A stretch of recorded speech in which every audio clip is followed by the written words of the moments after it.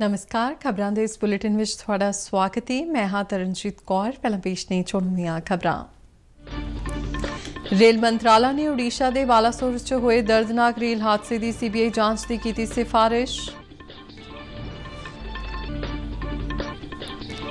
सूचना ते प्रसारण मंत्री अनुराग सिंह ठाकुर अनुसार मोदी सरकार वालों गरीबां दी भलाई लई कई योजनावां शुरू कीतियां गईयां ने।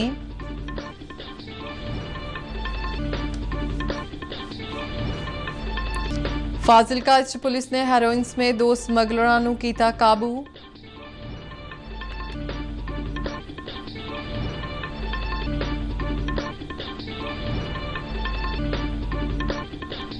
पेंडू विकास ਅਤੇ पंचायत विभाग विच हेठले पद्धर तक स्टाफ की तैनाती नूं तरकसंगत बनाउण दे हुकम।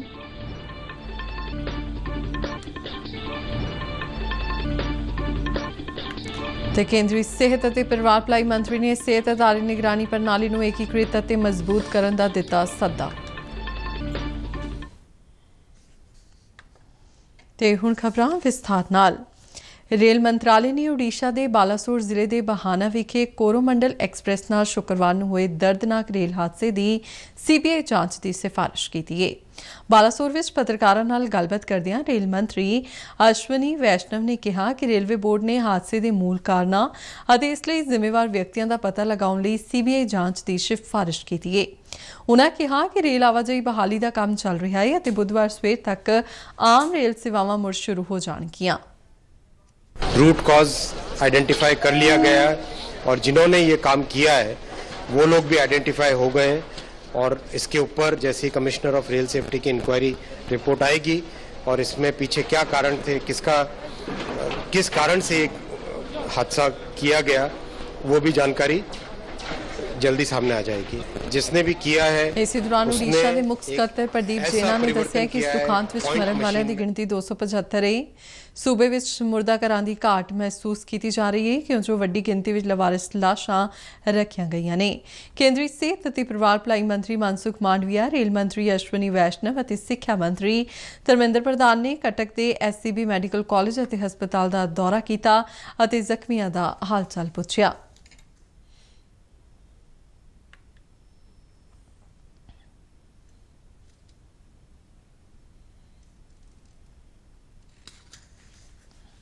दूजे पासे फसे यात्रियों और उन्होंने रिश्तेदारों लिए कोरोमंडल एक्सप्रैस रूट से चेन्नई पहुंचने लिए पदरक तो एक विशेष रेलगड्डी चलाई गई है। ओडिशा के मुख्यमंत्री नवीन पटनायक ने पुरी, भुवनेश्वर और कटक तो कोलकाता तक मुफ्त बस सेवा का भी ऐलान किया है। यह विशेष प्रबंध उदों तक जारी रहेगा जदों तक दुर्घटना वाले रस्ते से आम रेल सेवावां बहाल नहीं हो जांदियां। केंद्रीय गृह मंत्री अमित शाह ने बालासोर हादसे से संवेदना प्रगटाई है। उन्होंने कहा कि सरकार मृतकों के परिवारों नाल खड़ी है।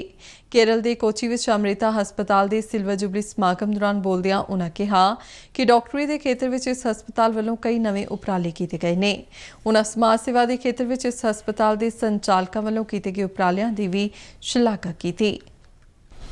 मित्रों, परसों ही ओडिशा में एक रेल एक्सीडेंट में हमने कई लोगों का जीवन खोया है।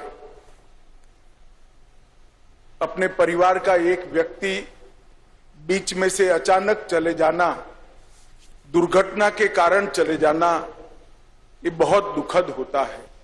वो दुर्घटना में जिन जिन लोगों की जान गई है और जो जख्मी हैं, वो सभी के परिवारों के प्रति मैं मेरी ओर से और भारत सरकार की ओर से संवेदना व्यक्त करता हूं। सूचना और प्रसारण मंत्री और बीजेपी के सीनियर आगू अनुराग सिंह ठाकुर ने संपर्क से समर्थन महा जनसंपर्क मुहिम के दौरान मुंबई के उल्हासनगर विच राम रक्षा हस्पताल के डॉक्टरों नाल मुलाकात करके उन्होंने मोदी सरकार दियां 9 सालों दी उपलब्धियां तो जाणू करवाया। उन्होंने कहा कि साड़ी सरकार की शुरुआत सेवा भावना नाल हुई, चंगे शासन के नवे आयाम स्थापित किए। पिछले 9 सालों में देश नूं ईमानदार सरकार मिली है। मोदी सरकार वालों गरीबों की भलाई लई कई योजनावां भी शुरू कीतियां गईयां। केंद्रीय मंत्री ने कहा कि पहलां दीयां सरकारां ते हुण दी सरकार विच फर्क साफ है। चाहे सर्जिकल स्ट्राइक होवे जां एयर स्ट्राइक, अज दा भारत पिछे नहीं हटता। कि एक समय था कि 26/11 का हमला यहीं पे हुआ, उस समय की सरकार मौन हो गई। साइलेंट मोड पे चले गई, और साइलेंट मोड पे वो सरकार जानी जाती थी। लेकिन आज की सरकार अगर कोई ऐसा सोचता भी है तो स्ट्राइकिंग मोड पे जाती है, चाहे सर्जिकल स्ट्राइक हो या एयर स्ट्राइक हो। आज भारत ताकतवर हुआ है। बिहार च गंगा नदी ते उसारी अधीन पुल का एक हिस्सा ढह गया है। अगवानी घाट सुल्तानगंज पुल खगड़िया ते भागलपुर जिलिਆਂ ਨੂੰ जोड़दा है। इस तो पहला भी इस पुल का एक होर हिस्सा भी ढह गया सी। भागलपुर के कार्यकारी जिला मैजिस्ट्रेट कुमार अनुराग ने कहा कि घटना में कोई जानी नुकसान नहीं होया है। मणिपुर हिंसा की जांच लई 3 मैंबरी कमिशन का गठन कर दिता गया है। गुवाहाटी हाईकोर्ट के साबका मुख जज अजय लांबा इस कमिशन के चेयरमैन होंगे। जांच कमिशन 6 महीने च अपनी रिपोर्ट केंद्र सरकार को सौंपेगी। फाजिलका के जलालाबाद विच पुलिस ने वड्डी कार्रवाई करदियां हैरोइन समेत 2 समगलरां नूं काबू कीता है। फाजिलका के SSP अवनीत कौर सिद्धू ने पत्रकारां नाल गलबात करदियां दस्सिया कि दोषियों तो मोटरसाइकिल और 9 किलो 387 ग्राम हैरोइन समेत होर समान बरामद किया गया है। उन्होंने दस्सिया कि मुढ़ली पुछगिछ दौरान दोषी ने दस्सिया कि इस नशे के कारोबार का मुखी अमनदीप सिंह है, जिहड़ा पाकिस्तानी समगलरां तो ड्रोन राहीं हैरोइन भारत च मंगवाउंदा है ते मगरों उसनूं अगे वेचदा है। सीनियर पुलिस कप्तान ने कहा कि समगलरां विच शामिल गुरप्रीत सिंह उर्फ गोरी पुत्र लक्ष्मण सिंह वासी ढाणी फूला सिंह और हुशियार सिंह पुत्र सुरजीत सिंह वासी प्रभात सिंह वाला नूं पुलिस वालों गिरफ्तार करके पुछगिछ की जा रही है। सानू सीक्रेट इन्फॉर्मेशन सीगी कि शायद कोई ड्रोन की मूवमेंट करके जी कोई कंसाइनमेंट इधर आई हुई है। फिर उसे सीक्रेट इन्फॉर्मेशन से काम करते हुए SHO साहब वालों जी पेट्रोलिंग के नाके लगाए गए थे और उस पेट्रोलिंग के दौरान एक मोटरसाइकिल जो शक्की मोटरसाइकिल साढ़े सामने आया पुलिस पार्टी के सामने, तो उन्हें पुलिस पार्टी को देख के मोटरसाइकिल ने भजन की कोशिश की। 2 लोग उससे सवार सी और पुलिस पार्टी ने उन्होंने चेस करके मोटरसाइकिल राउंड अप किया, जिथों कि सानू 2 अक्यूज जड़े असी अरेस्ट किए हैं, हुशियार सिंह और गुरप्रीत सिंह गोरी। इन्होंने दोनों को मोटरसाइकिल ते एक बैग सी जिहदे विच कि 9 किलो 387 ग्राम हेरोइन की रिकवरी हुई।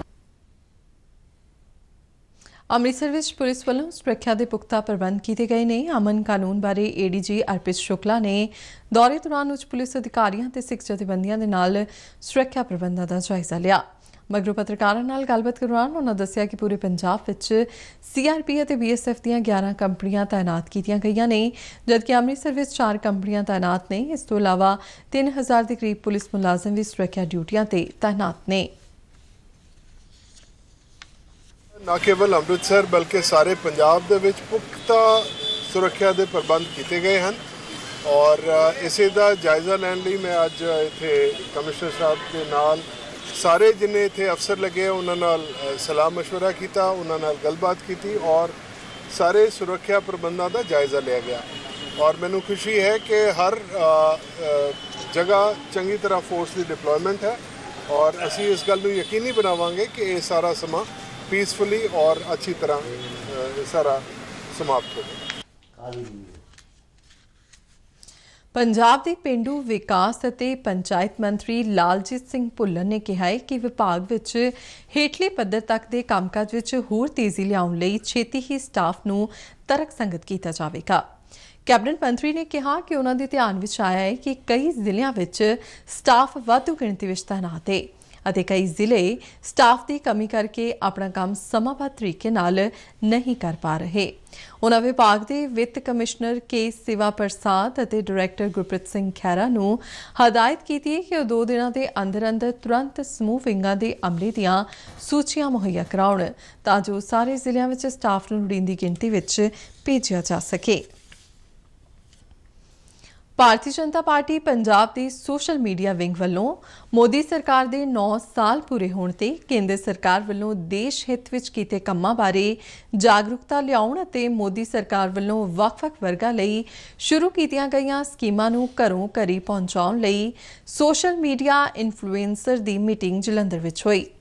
बीजेपी सोशल मीडिया पंजाब के सूबा कन्वीनर राकेश गोयल की प्रधानगी हेठ हुई इस मीटिंग विच बीजेपी के सूबा जनरल सकत्तर राजेश बाघा विशेष तौर पर हाजिर हुए। इस दौरान बोलदियां राजेश बाघा ने कहा कि अज के युग विच IT और सोशल मीडिया की बहुत वड्डी भूमिका है। ਉਹਨਾਂ ਨੇ IT ਅਤੇ ਸੋਸ਼ਲ ਮੀਡੀਆ ਨੂੰ ਸੰਗਠਨ ਦੇ ਬੂਥ ਪੱਧਰ ਤੱਕ ਹੋਰ ਮਜ਼ਬੂਤ ਕਰਨ, ਕੇਂਦਰ ਸਰਕਾਰ ਵੱਲੋਂ ਚਲਾਈਆਂ ਜਾ ਰਹੀਆਂ ਕਿਸਾਨ ਅਤੇ ਲੋਕਪੱਖੀ ਨੀਤੀਆਂ ਅਤੇ ਪਾਰਟੀ ਦੇ ਪੱਖ ਨੂੰ IT ਅਤੇ ਸੋਸ਼ਲ ਮੀਡੀਆ ਰਾਹੀਂ ਦ੍ਰਿੜਤਾ ਨਾਲ ਜਨਤਾ ਦੇ ਸਾਹਮਣੇ ਰੱਖਣ ਲਈ ਕਿਹਾ। इस मौके हाजिर सारे आगुआं ते वर्करां ने मोदी सरकार दीआं जनहितैषी नीतियां नूं घर-घर पहुंचाउण दा संकल्प लिया। पंजाब सरकार वालों शुरू की गई सरकार तुहाडे द्वार मुहिम तहत पटियाला विच एक कैंप लगाया गया। विधानकार अजीतपाल सिंह कोहली ने कैंप का निरीखण करन मगरों दस्सिया कि इस लड़ी तहत 16वां अजिहा कैंप लगाया गया है जिथे इलाका निवासियों नूं सरकारी सहूलतां उन्हां दे घरां नेड़े मुहैया करवाईयां जा रहीआं ने। इन्हां कैंपां दौरान लोकां नूं वख-वख सरकारी स्कीमां बारे जागरूक किया जा रहा है। अज दे इस कैंप दौरान 9 महकमिਆਂ ਦੇ अधिकारी ते मुलाजम हाजिर रहे।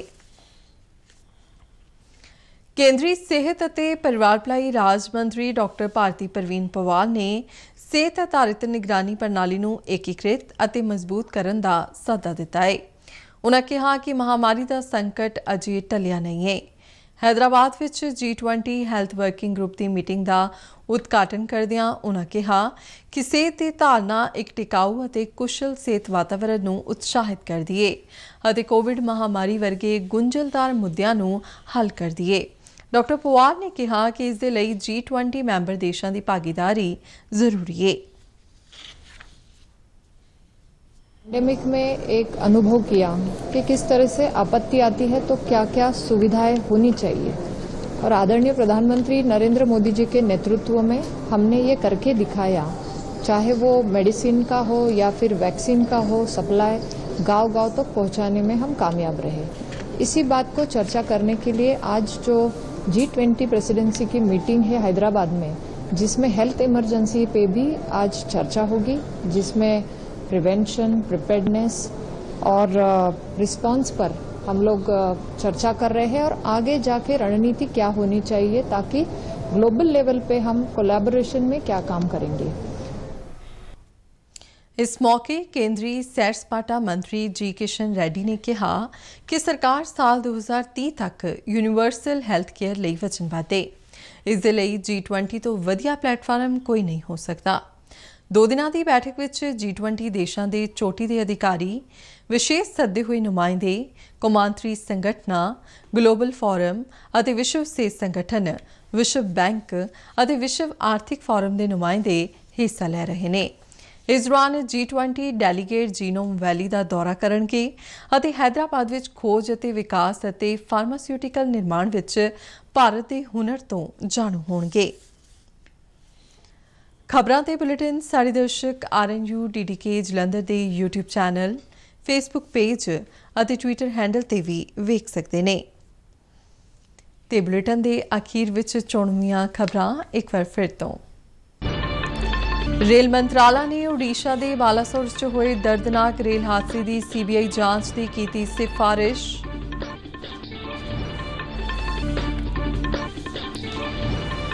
सूचना ते प्रसारण मंत्री अनुराग सिंह ठाकुर अनुसार मोदी सरकार वालों गरीबां की भलाई लई कई योजनावां शुरू कीतियां गईयां ने।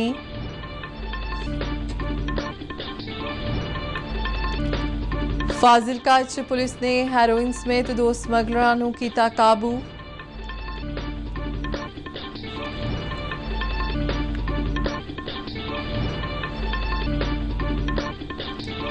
पेंडू विकास ਅਤੇ पंचायत विभाग ਵਿੱਚ ਹੇਠਲੇ ਪੱਧਰ तक स्टाफ की तैनाती ਨੂੰ ਤਰਕਸੰਗਤ ਬਣਾਉਣ ਦੇ ਹੁਕਮ।